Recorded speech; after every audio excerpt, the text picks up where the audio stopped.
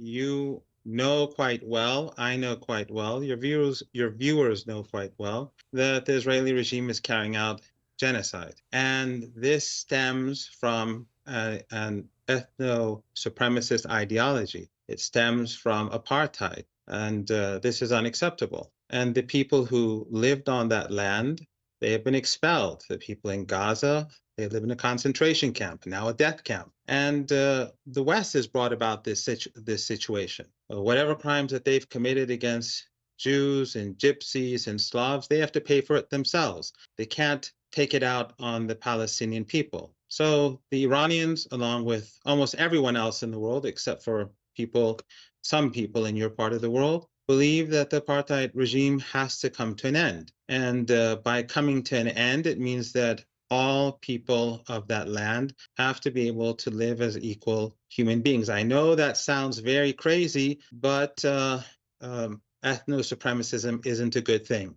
But the position of the Iranian regime is that Israel shouldn't exist, right? Well, the position of the British regime is that Israel, as an apartheid state, should continue to exist. The position of the American regime is that Israel is... If you could, look, that wasn't the question I asked you, but is the position of Iran's regime... I'm answering. That is, yeah, but what is the answer to that question? I'm getting there. The position of the American regime is that apartheid should continue. Iran's position on South Africa had the same gap.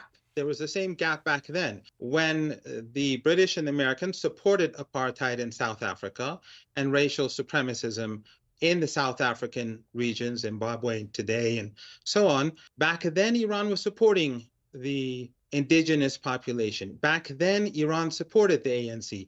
Back then, Iran supported the military wing of the ANC and Nelson Mandela. But we're not talking about South Africa. I'm talking about what is Iran's regime's current position in relation to Israel. The Iranians believe that Israel does not have moral legitimacy as an apartheid regime. And the only way that it can gain legitimacy is that if apartheid is cast aside, if ethno-supremacism is cast aside, if racial and religious discrimination in the sense that Muslims and Christians are lesser human beings and they don't have any right to the land that they've been on for hundreds of years, that should be set aside. People who have been expelled have the right of return. It's not very complicated. It's not, as you say, rocket science. Well, it may not be complicated to you, but what looks complicated to us is that what Iran has been doing in the last few years, if not decades, has been supporting via proxy groups like the Houthis in Yemen, Hamas in Gaza, Hezbollah in Lebanon, funding and helping to train them to commit acts of war against Israel, firing endless rockets, and as we saw on October the 7th, committing an act of heinous terrorism. So it's not quite as simple as you're trying to picture this, is it? Iran has had a vested interest in supporting terror against Israel for a very long time. No, I think the regimes that have a vested interest in supporting terrorism are the ones who are giving the Israeli regime the weapons to carry out genocide. And the genocide began long before October the 7th. And the Gaza Strip was a concentration camp long before October the 7th. You know as well as I that October the 7th didn't occur in a vacuum. And the terrorism has been carried out regularly by the Israeli regime on the Palestinians of the Gaza Strip for decades. It regularly bombed them and killed them. And it's not just the Gaza Strip. I think roughly 400 Palestinians have been murdered in the West Bank over the past 6 months. These are regular occurrences, but it doesn't register in the West because, again, the Israelis they are European. It's a European colony. They have priorities over the brown people of the land. But it is a fact that Palestinian children, according to the statements made by senior Israeli officials, Palestinian women, according to members of the Knesset, they are lesser people. If you look at the South African complaint, they clearly point out the views of these people and the starvation siege and the intention to starve the people of Gaza, women and children. That is because they look at them as inferior people. This is not about two armies. This is about a subjugated people trying to stand up for their rights. If you were in Germany, and how would you? Let me ask you, Professor. Let me ask you, Professor. How would you categorize what happened on October the 7th? Was that a terrorist attack? No, it was a retaliation of a people who were imprisoned and who were starved and who were regularly battered, and people who were imprisoned So you think, just to be clear, you think that the slaughter of 1,200 people, the raping, the maiming, the incinerating, the mass murder that went on that day by a group whose own spokesman, the Hamas spokesman, said days after that on television, on camera, that Hamas was wedded to committing the same act again and again and again, as often as it could, which actually is the purest personification of the genocide that you're talking about. You don't condemn that? You're being dishonest. There is no evidence. No, I'm not. There's no evidence of rape, and I ask your viewers to absolute nonsense. That's nonsense. It's absolute nonsense that there's systematic rape, and if you are being dishonest intentionally, you are helping the Israeli regime continue its genocide by justifying it through dishonesty. So that's up to you to decide. There's no evidence of systematic rape. And just like the beheadings, there has been clear reported evidence of rape and sexual abuse against Israeli women. Clear, demonstrable evidence.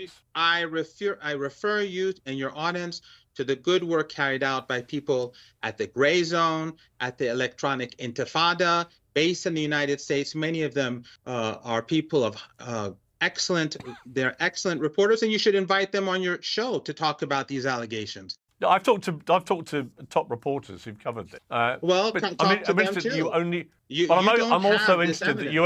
I'm also interested, Professor, that you only want to deny that there was rape. You don't want to deny the incineration or the beheading or the mass murder of Holocaust survivors, the kidnapping of several hundred people, including babies. Do you condemn any of that, or do you think all of that is justified? Look, Piers, you're trying to play with words, and that's fine, as long as you're not trying to just.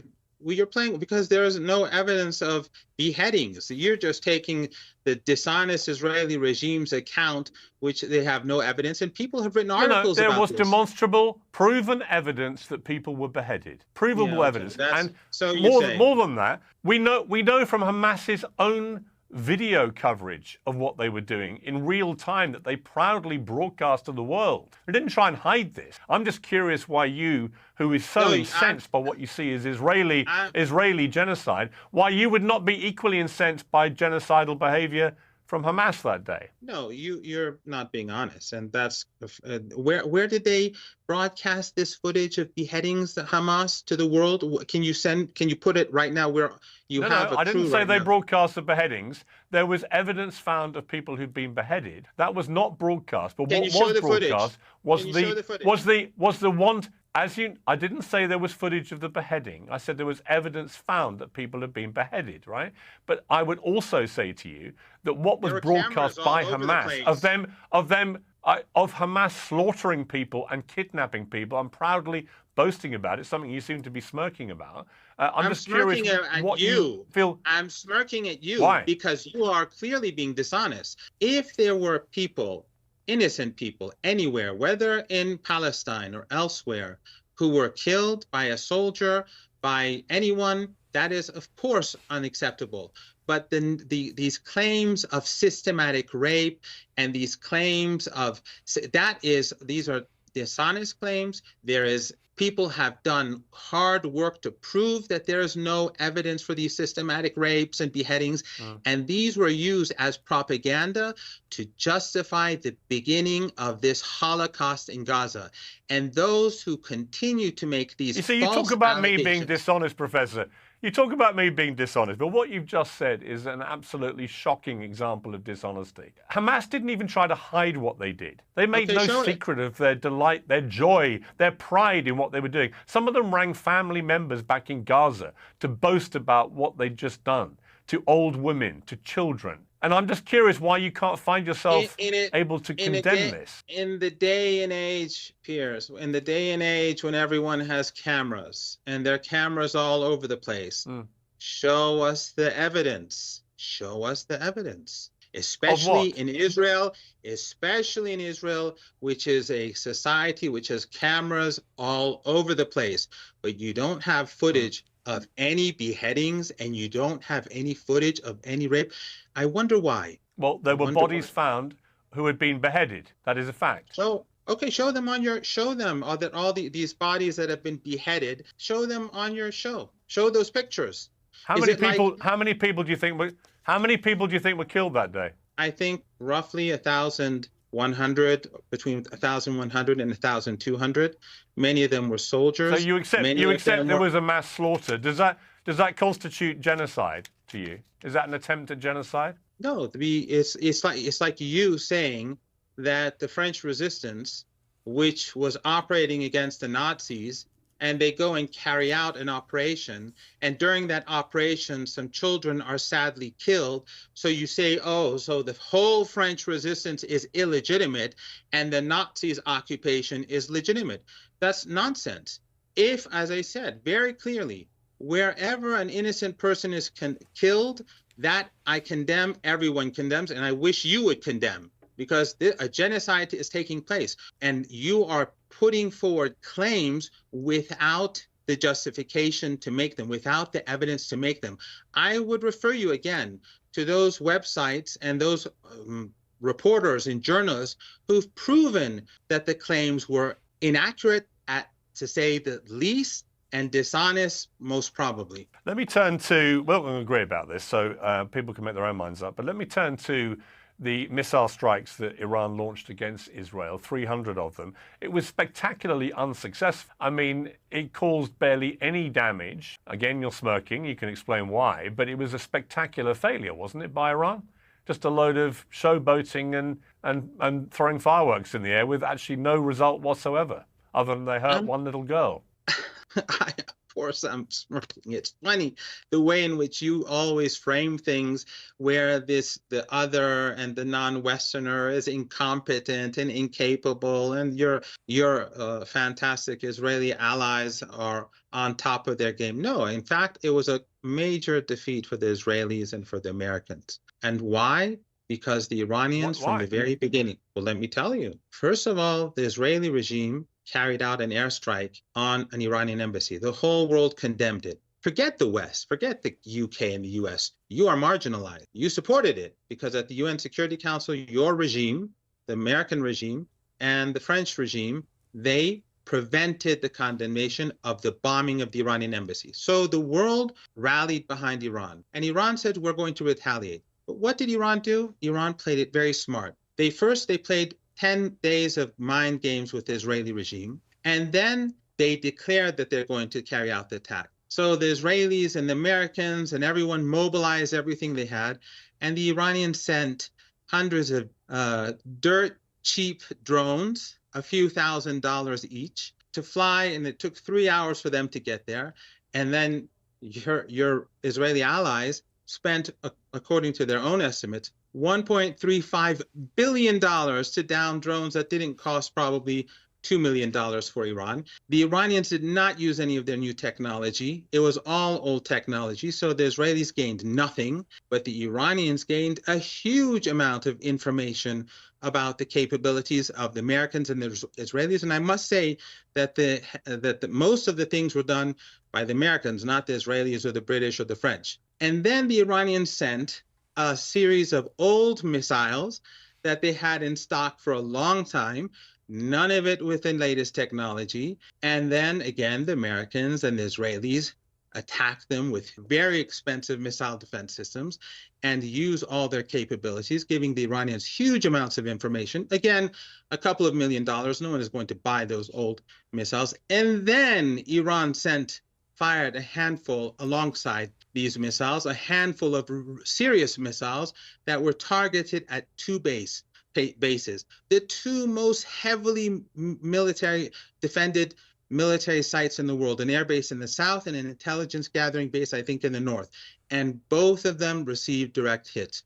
So the Israelis they showed their hand. They spent a lot of money at a time when these missiles there's a huge shortage of them because of Ukraine. And the Iranians gave no information about their capabilities. Even Okay, well, those missiles that struck. I've got to say that's one of the more entertaining explanations for such an abject failure that I've heard since Should I it smirk happened. again? And let me take you back. Let me take you back to what Israel said they committed the bombing in Damascus for, was because they discovered that the building was diplomatic in name only and being used as an Iranian military and intelligence base, hence the presence of all these generals, two of whom were killed, along with all the others there. So if it was being used as a military base and they were training Hezbollah, which is what they believed they were doing, then it was a legitimate target, wasn't it? Well, of course, since you support the Israeli narrative and you are a friend of the people who are carrying out this Holocaust, this ongoing Holocaust, and you don't care about the people I don't support any narrative. I'm just asking you whether if it was being used as a military base, was it a legitimate target if they're training Hezbollah to attack Israel? You have a rather one of the most extreme narratives, and I think you're doing a disservice to truth by actually, I don't at all. I've been very critical of Israel, but I don't believe. Whenever I interview people who can't find it in themselves to actually say what Hamas did on October the 7th, I always find it slightly incredulous then, whatever else they say, because we all saw what happened with our own eyes. People are not intimidated by you. That's the problem. You can intimidate some of your own people, but you can't intimidate us. I don't want to intimidate anybody. I want to get to the. I want to find out. I'm just fascinated. Okay, let me ask you this. Okay, Professor, I'm not trying to intimidate. That is a diplomatic. No, you don't ask the questions. Just like the I ask the questions.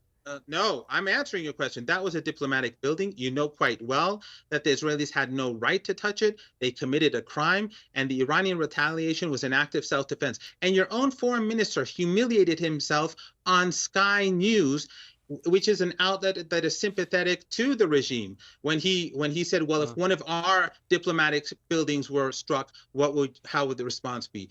So don't be silly.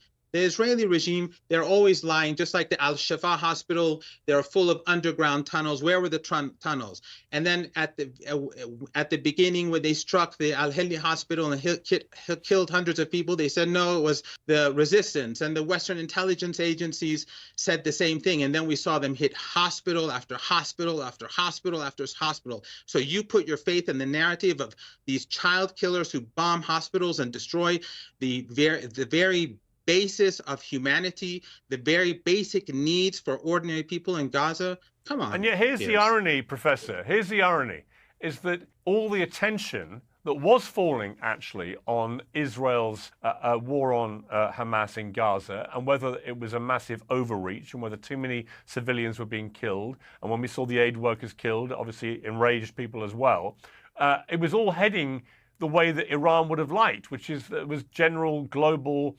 outrage that was fermenting about what was going on there. Now, the narrative has changed, hasn't it? Because what we saw were countries like Jordan racing to help Israel defend itself against Iran's missiles, the ones that you've tried to dismiss but were actual missiles. And how does that help Iran's narrative that Israel are the bad people in the region when you have major Arab countries like Jordan and Saudi offering airspace and so on? How does that help your cause to try and isolate Israel? All you did was achieve the complete opposite, didn't you? Absolutely not. First of all, the people of Jordan know that the Israeli regime considers the Palestinians to be Amalek. We're not dumb, Piers, and they're not dumb. The government of Jordan does not represent the people. You know this, and I know that. But more importantly... Well, the government of Iran doesn't represent the Iranian people, does it? It represents the Iranian people more than your government represents the British people. But the Iranians... Actually, I wouldn't say that at all. I would say that.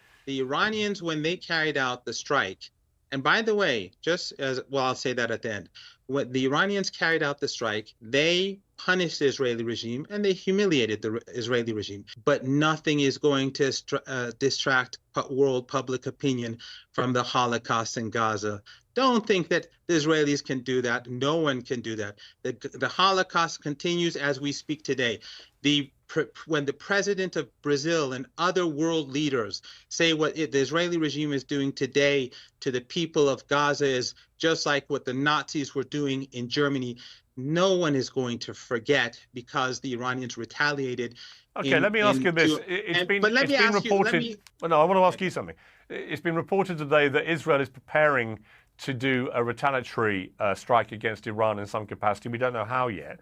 And it's been said, not least by you, that if war spreads, have no doubt all American bases in the Persian Gulf region will be destroyed, and those countries that host American bases will be guilty by association. All those gas and oil installations will be destroyed by drones and missiles. I mean, that's sort of strong rhetoric, but the reality is that if Israel does strike Iran, it has a far more sophisticated and powerful military capacity. And if America was to defend it against any further retaliation of the kind that you're describing, then Iran would get wiped away, wouldn't it? I mean, you can't possibly compete with the combined military firepower of countries like Israel and America. Why would you pretend otherwise? That's your wishful thinking. The Israeli regime is vulnerable and weak, and it has shown itself to be incapable of taking a dot on the map. They haven't been able to take Gaza after 6 months of genocide. They haven't been able to take even northern Gaza after 6 months of genocide. They have to withdraw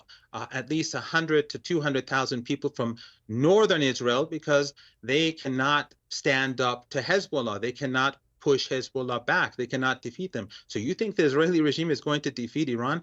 Why is it that the Americans are concerned about any Israeli attack? Because they know exactly what will happen. Next time round, Iran won't be firing those old drones to gather intelligence and to empty the Israeli and the American missiles. Next time, the Iranians will be sending thousands of missiles and drones that are top-notch, and the Israelis will be punished severely. And the reason why the Americans don't want this is because they know that the balance of power has shifted. Piers, let me give you a word of advice. Your media outlets, regardless of whether Russia or Ukraine is good or bad, that is another issue. Your media outlets in the West have been misleading the people for 2 years now, saying Ukraine is winning, Ukraine is winning. Suddenly everyone is saying Ukraine is falling apart. Dishonest narratives and reporting dishonestly to your own people ultimately hurt the people of England and Europe and the United States.